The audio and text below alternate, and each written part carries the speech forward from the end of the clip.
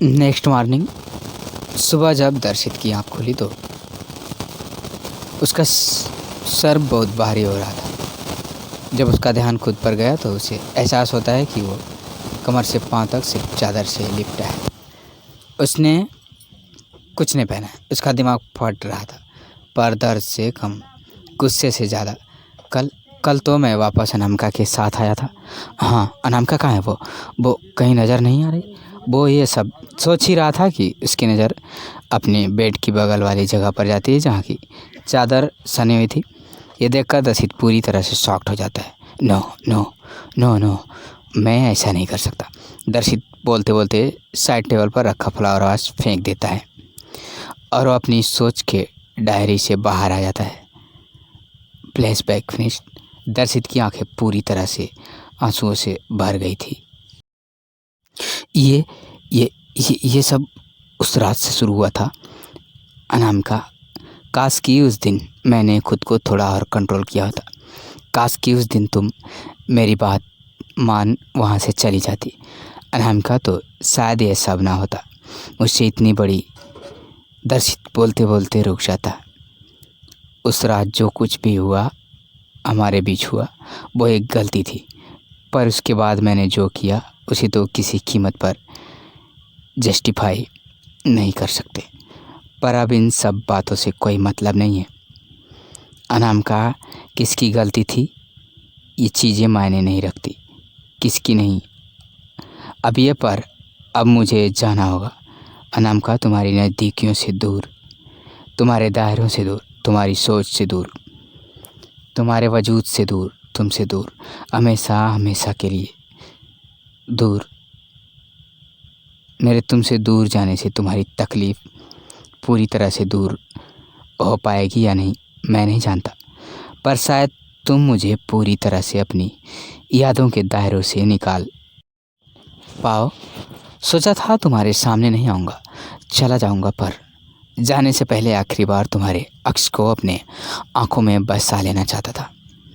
माफ़ी नहीं मांगूंगा तुमसे, क्योंकि जो मैंने किया वो किसी लिहाज से माफ़ी के लायक नहीं है। फिर भी हो सके तो मुझे माफ़ कर देना। ये बोल दर्शित अनामिका के माथे को चूमता है और एक पल उसका चेहरा देखता है और वहाँ से चला जाता है। उसके रूम से जाते ही अनामिका की आंखों से उसकी कुछ बूंदें छलक जाती है और अनामिका अपनी आंखें खोलती है और दरवाजे की तरफ देखती है। काश दर्शित, मैं तुम्हें बता पाती कि मैं तुमसे नाराज़ नहीं हूँ।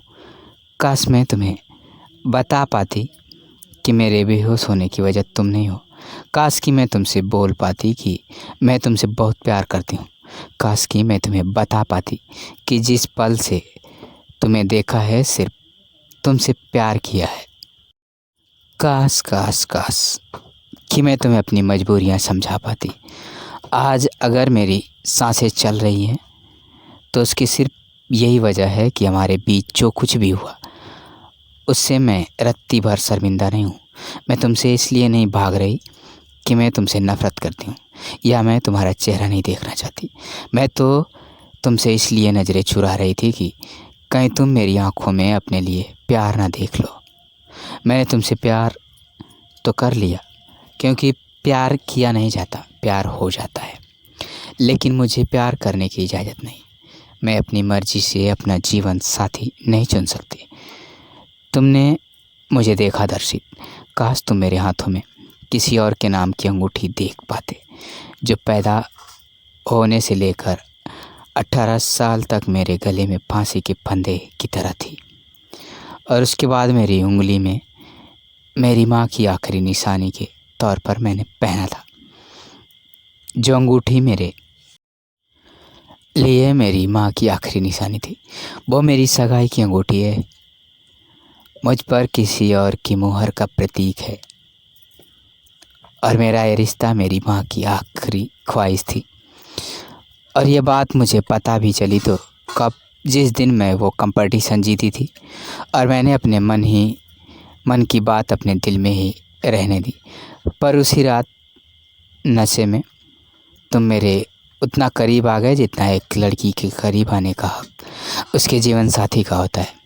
मैंने तुम्हें बार बार ठेस पहुंचाई, तुम मुझसे दूर हो जाओ, अपने करीब लाते रहे कि पर तुम बार बार मुझे पर अच्छा थे, तुम मुझसे दूर जा रहे हो सकता है मुझे भूलकर अपनी ज़िंदगी में आगे बढ़ पाओ। तुम जहाँ एक तरफ दर्शित अनामिका से हमेशा के लिए दूर जा रहा था, वहीं अनामिका के दिल में उसके लिए प्यार ही प्यार था, जिसे अनामिका दर्शित से जता तक नहीं पा रही थी, क्योंकि उसका रिश्ता उसके पैदा होने से पहले ही तय किया जा चुका था। क्या सच में इनका साथ यहीं तक था? ज़िंदगी भी बहुत अजीब होती है, जो हमें बार बार ऐसे दो राहें पर लाकर खड़ा कर देती है, जहाँ हमें प्यार और परिवार के बीच चुनना पड़ जाता है। क्यों कोई ये नहीं समझता, अगर परिवार ज़िंदगी है तो प्यार दिल होता है। दोनों को अलग कैसे किया जा सकता है? हम मानते हैं हम हर बार सही नहीं होते, पर हम हमेशा गलत भी तो नहीं होते। अब इनकी ज़िंदगी इन्हें कहाँ ले जाएगी, ये तो आगे ही पता चलेगा। वहीं दूसरी तरफ साक्ष्य और आराध्या मेडिसिन लेकर वापस आ रहे थे। कुछ मेडिसिन हॉस्पिटल में अवेलेबल नहीं थी, इसके लिए उन्हें हॉस्पिटल से बाहर जाना पड़ गया था। मौसम बहुत अच्छा था, हवाएं तेज थी। इन तेज हवाओं में आराध्या कांप रही थी, तो सच उसे अपनी जैकेट पहनाने लगता है। थैंक यू सर, पर इसकी ज़रूरत नहीं है, मैं बिल्कुल ठीक हूँ। आराध्या उसे रोकते हुए बोली, जानता हूँ तुम ठीक हो, पर फिर भी पहन लो, इट्स माय ऑर्डर। सच रौब झाड़ते हुए बोला, जिससे आराध्या उसकी जैकेट पहन लेती है।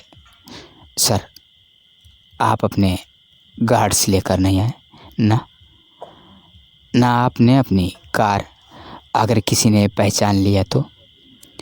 आराध्या बोली, तुमने आज तक मेरी तस्वीर किसी भी न्यूज़पेपर, मैगजीन या किसी भी सोशल नेटवर्किंग साइट पर देखी है? नहीं ना? जो लोग मुझे कैसे पहचानेंगे? सच मुस्कुराते हुए बोला, सो रिलैक्स। और वैसे भी मैंने मार्शल आर्ट सीखा है, अगर बाय चांस कुछ होता है तो मैं संभाल लूँगा। दोनों दो ही कदम आगे बढ़े थे कि एक कार तेज़ी से आराध्या के बगल से गुजरती है, जिससे